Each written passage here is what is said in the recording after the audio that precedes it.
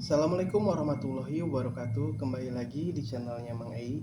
Kali ini saya akan menjelaskan tutorial cara mengatasi kulkas dua pintu yang pintu atasnya bagus tapi pintu bawahnya anyep.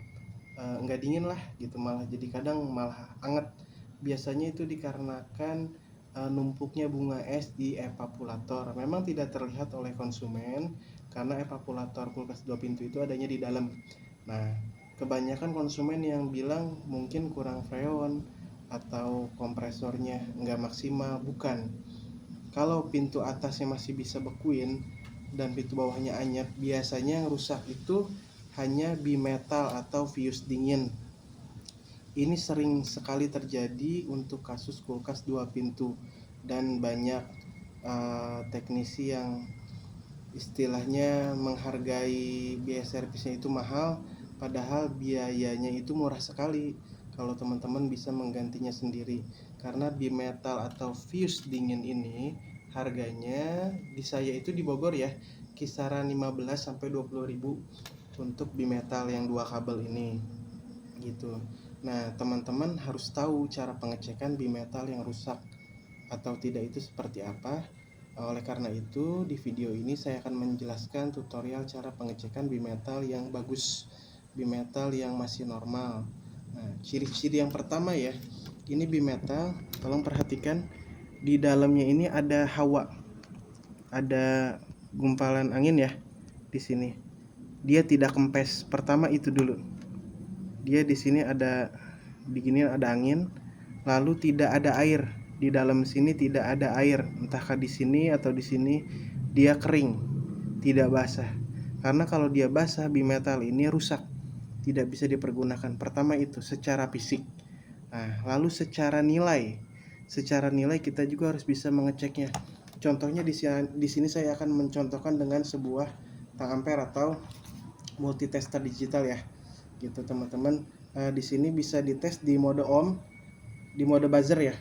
Saya shotkan, dia akan bunyi. Nah, di sini kita lihat bimetalnya. Bimetal itu harusnya di kondisi yang normal tanpa suhu dingin, harusnya dia posisinya tidak nyambung, seperti terputus. Tapi kalau dia terkena dinginnya mencapai suhunya sampai 0 derajat, dia baru mau connect. Itu ciri-cirinya. Contohnya gini. Jadi kalau teman-teman ngetes bimetal, ini udah mode shot ya. Oke, bunyi ya, terdengar suaranya ya.